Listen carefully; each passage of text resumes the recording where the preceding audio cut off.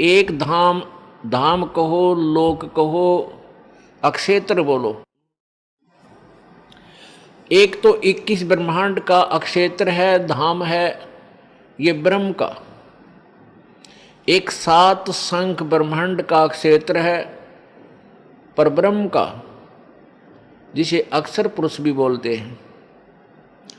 और तीसरा जो अक्षेत्र है वो सतलोक है, जो मुक्ति धाम है, पूर्ण मोक्ष स्थान है। तो वो परमात्मा उस तीसरे मुक्ति धाम में अर्थात सतलोक में विराजमान है और तेजों में शरीर युक्त है। और वहाँ से चलकर वो परमात्मा अपनी प्यारी आत्माओं को यहाँ काल के लोक में आकर के मिलते हैं और फिर अपने तत्व ज्ञान से उन्हें परिचित कराते हैं, अपनी समर्थता से उन प्यारी आत्माओं को परिचित कराते हैं और सतलोक तथा ऊपर के सब ब्रह्मांडों को दिखा करके वे अपना साक्षी बनाते हैं। उनमें से कौन कौन हैं? आदरणीय धर्मदास साहिब जी, आदरणीय मलुकदास साहिब जी, आदरणीय दादूदास साहिब जी, आदरणीय संत गरीबदास साहिब जी, हरियाणा के अंदर जो जिला झज्जर गांव छुडानी में हुए हैं वो संत गरीबदास जी, आदरणीय गरीबदास साहिब जी, आदरणीय नानक साहिब जी जो सिख धर्म के प्रवर्तक माने जाते हैं, आदरणीय गीसा दास साहिब जी जो मेरठ के पास खेखड़ा ग्राम में वहाँ उनका धाम है, स्थान है, वो भी परमात्मा के साक्षी हैं। और आदरणीय महर्षि रामानंद जी, ये भी परमात्मा बनारस वाले, ये भी परमेश्वर के साक्षी हैं। इन्होंने परमात्मा को साक्षात देखा।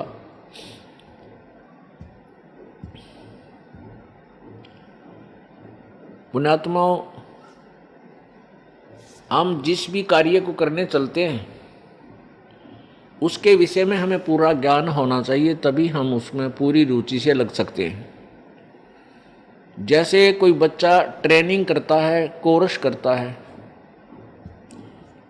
कोई जेबीटी करता है अध्यापक की ट्रेनिंग, कोई बीएड करता है, कोई एमबीबीएस करता है, कोई इंजीनियरिंग करता है, कोई डिप्लोमा के लिए करता है। तो उस डिप्लोमा या इंजीनियरिंग या जो भी जेबीटी आदि वो ट्रेनिंग करने की सोच रहा है तो उसके विषय में उसको पूर्व ज्ञान होता है। स्टार्ट करने से पहले उसको पूर्ण ज्ञान होता है कि इस कोर्स के, इस ट्रेनिंग के करने से मुझे क्या बेनिफिट होगा। तब वो बच्चा उस पर तन मन धन से लग जाता है और सफल हो जाता है। इसी प्रकार हमने अपने आध्यात्मिक कोर्स को, आध्यात्मिक ट्रेनिंग को सिलेक्ट करने से पहले ये सोचना होगा, विचार करना होगा कि जिस भक्ति क्रिया को, जिस भक्ति साधना को मैं करने जा रहा हूँ, स्टार्ट कर रहा हूँ, इससे मुझे क्या लाभ होगा। तब उसको स्टार्ट करना चाहिए। अभी तक हमें यही नहीं पता था कि कौन भगवान है और जिनको हम पूर्ण परमेश्वर मानते थे वो उनकी स्थिति वास्तव में क्या है।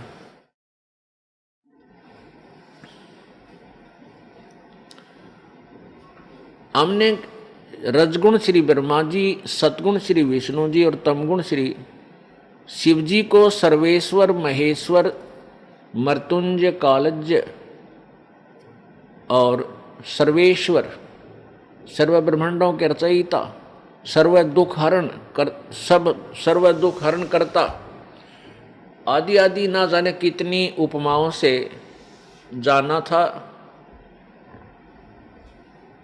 और जो हमारे धार्मिक गुरु होते थे पवित्र हिंदू धर्म के, वो ये कहा करते थे कि पुराणों के अंदर ऐसा ही लिखा है कि ये तीनों भगवान यही सर्वश्रेष्ठ रचनहार हैं, ये पूर्ण परमात्मा हैं, इनसे अतिरिक्त कोई अन्य भगवान नहीं है, कोई प्रभु नहीं है, कोई स्वामी नहीं है। तो हमने अपने टीचर्स को, अपने आध्यात्मिक अध्यापकों को अपने सिलेबस के पूरे जानकार विद्वान मानकर उनकी प्रत्येक बात को स्वीकार किया और उनके द्वारा दिए गए भक्ति मार्ग को भी स्वीकार करके उस पर हमने प्रयत्न किया।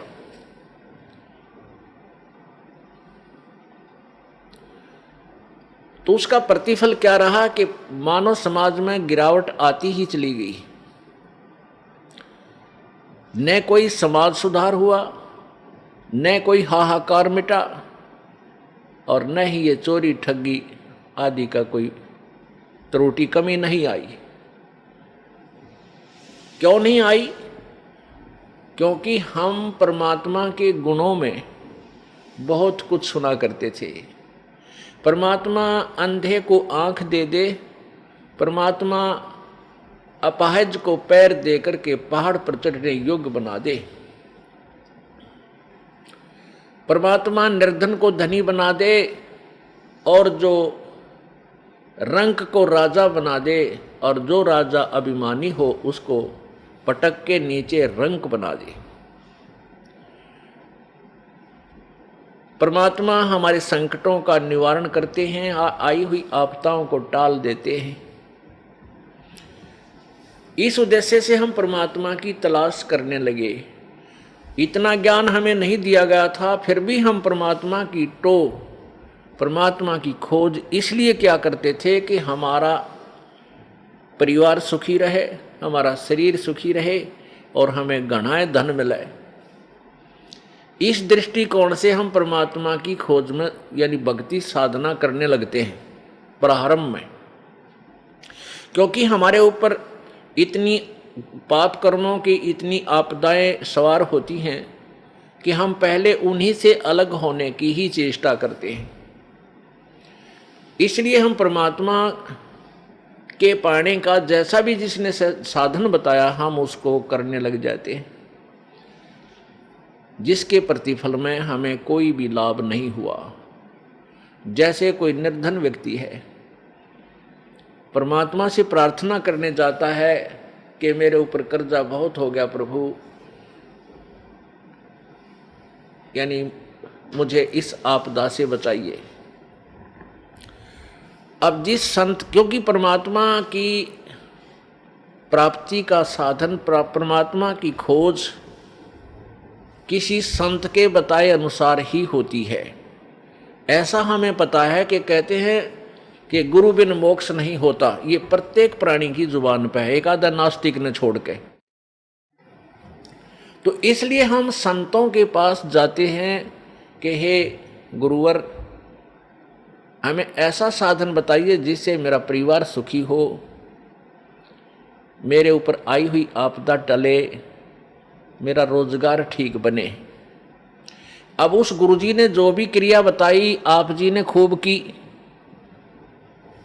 लेकिन ऑल इन वेन, यानी सब निष्फल रही। फिर वो दुखी व्यक्ति जिसके ऊपर कोई ऐसी आपदा है, यानी वित्तीय हालत खस्ता है, जिसकी धनवान नहीं है, निर्धन हो गया, गरीब है, और उधर से कई समस्याएं उसके ऊपर आ पड़ी हैं, तो वो भगवान से राहत लेने गया था, वहाँ तो मिली नहीं। फिर वो क्या करता है? फिर चोरी ठगी जेब काटने लग जाता है। वो सोचता है कि मैं ऐसे धनवान बन जाऊंगा, या उसकी महाभूल है। यदि चोरी करने वाला और ठगी करने वाला यदि धनवान हो तो फिर कोई भी काम ना करे, वो उसकी जेब काट ले, वो उसकी काट ले जो धनी होता है। ऐसे नहीं हो सकते, ये तो घोर पाप उसके ओर रखा जाता है। जब